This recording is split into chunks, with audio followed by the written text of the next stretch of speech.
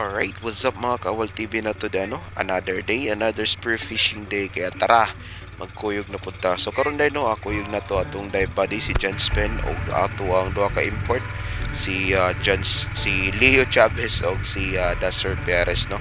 So dire amo ang trip karon, nakapangulaman mi og pambot. So shoutout dito sa butan nga tao nagpahulaman ni pambuta si Lars. So amo na lang pong gidala dayon kay dala na lang po pang limpyo baka gilumot-lumot na po nadugay na po tambay way gamit-gamit. So moto nga italaday na mo kaya nakapanghulaman mi. So moto dire atong spot dire sa Balabagon. So dire nangita dayon tagpo din tag isa ka Yellow Tail Tripali. So ato day nang gibirahan no. So ani nga time nalimot kog dala sa kong build nabilin so sa pambot. So gamura kog kuan na rin butiti kat lutaw-lutaw ng sampot ba ni kamot na kuan nya ani nga time day kay gisubawan ko. So dili kay ko kadrap atong lalom nya para safety na lang pod na adyo tay day body permit sa tong likod no basta mo drop ta. So puli-puli may drop ani either si LJ or si John Spin akong mas kasabay. So bago pa day ka sa akong channel like kalimot og like, subscribe og hit sa notification bell para makalate updated ka sa mga bagong latest video o paki-follow na lang po sa akong Facebook account Renla Brian Work Intong as I posted spearfishing videos as well on my Facebook account.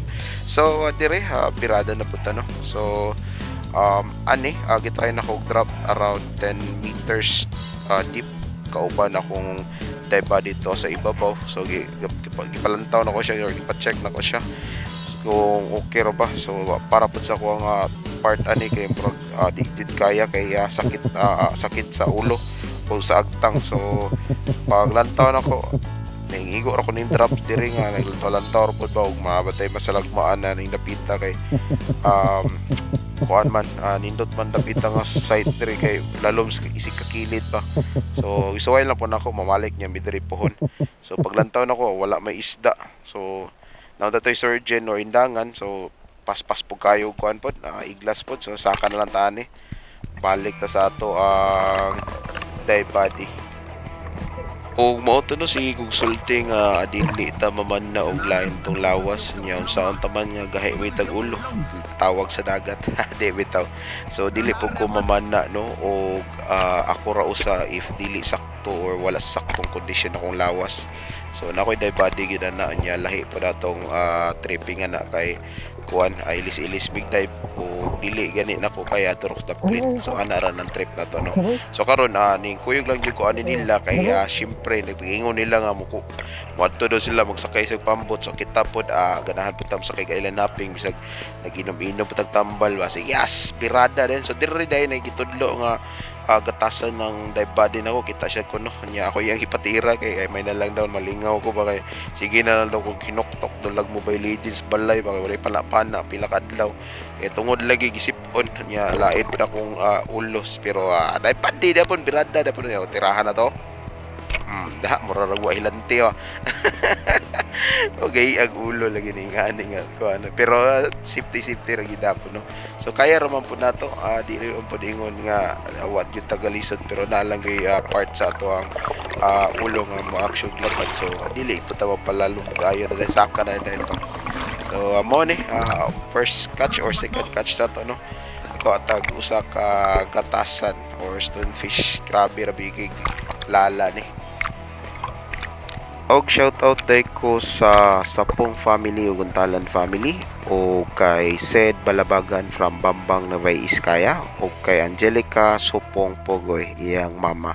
So shoutout diha nimo idol og shoutout po ta kay Kenneth Arias og kay Christian Angelo og sa iyang mga kaspero body sa Sindangan sa Buanga del Norte kang Bajunjun Rasinis kay Bren Amigable from Casinto Mactan Lapu-Lapu Dennis Olivar Amparos from Southern Leyte o sa mga Colorum Spiro o kay Delvin Arcelas kay Lloyd Villahermosa from Dalaget Cebu ug salamat kayo sa inyong mga suporta diyan ka master o idol ug hinaunta nga magpadayon po na ato ang paglantaw sa atong mga videos Facebook, YouTube and on Reels. So mao to no thank you kay ninyo.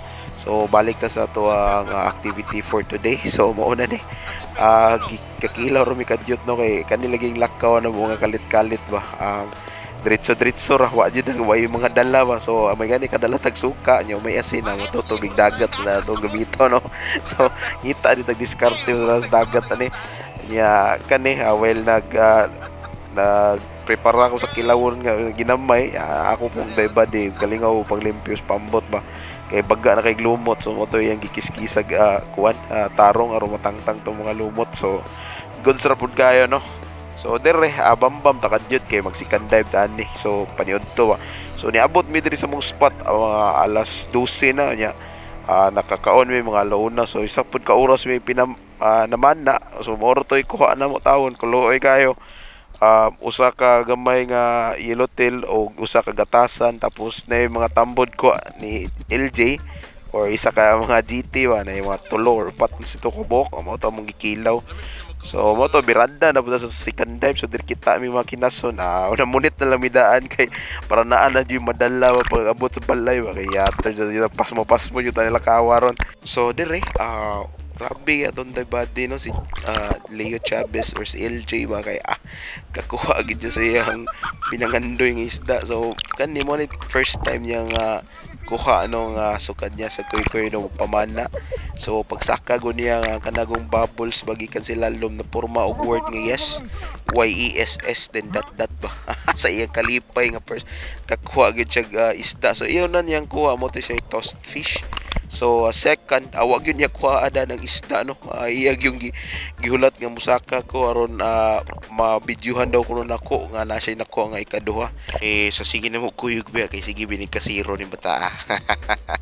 So katuonan ko ani LJ is mo to siya gitawag nga tossed fish.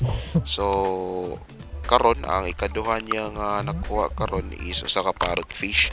So kanindo ka isda kay usahay misidentify nato ba nagi siya diferensya begud ang duha ani. Ang atong left side is mo ng parrot fish, ang right side is ang tossed fish. So diferensya siya sa iya ang bangkil. So yang big like sa pikas which is parrot, ang pikas pod kay murag toss or baglan ba. So lahi pod sila kinaon ang toss fish kay halos man siya mga mollusk kana mga bivalves nga mga shells ba or seashells man yung kinaon. Yang kaning parrot fish kaon pa ni mga algae masama sa wangingon nga helpful ni siya sa environment or marine ecosystem. But karon kay spear fishing man ta ako lang guputag mga duha ka buhok no kumbate ra pud siguro di na pud siguro ta kakuan na kay talag sa ron pud niya usap pa ming dayo ta layo kita gi atuan ani nya mo uli ra tagwa tay kuha. So sakit ba pud sa tong buot no may na lang pud ba makahigop tag sabaw pa uli. So ikaduha na to nga tira ani nakakuha na pud ta og dako-dako nga tossed fish. So kani gid common kin siya dire muduol raman dili raman siya iglas. So mo lang pud akong gitirahan. So kani akong langoyan ni mabawra kay ni naara ni wakabot ni siya mga 10 sa 5 or 6 meters kay was sa 7 or 8 or 10 murag sakit jud kay ulo no. So sa mounting og karon murag ko woke up like this perminti ba lain na ni bitaw. So sige lang basin na itag mauli-ulian na taan yung pila ka adlaw. So inauta tag fast recovery ani kay lami na kay paman nagbalik yun. So karon mo ni akong last catch no. So tira ko sa ako ang ikaduha nga parrot fish. So duha ra kong gikuha ani kay wala na mong gilaing choice at least kay naatay madalawa. So dili ra pud ta zero nara pud tay para panihapon pag uli kay atong pamilya or atong family sa pabalay nagpaabot biya pud nya lain pud og ulit nga watay dala diba. So at least natay kadala sa ila So mo to naghipos na ko sa moang gamit kay galabad na ko ulo ani nya si John Spain po to patunahan gamay. So mo to gihinahinay na ko hipos na nga akong spear gun o ang ako ang belt tangtang ginalintanan para hinahinay na taog larga or lakaw dahil. So aning po nga type nakakuha na si John Spain o usa ka hamhead parrot fish.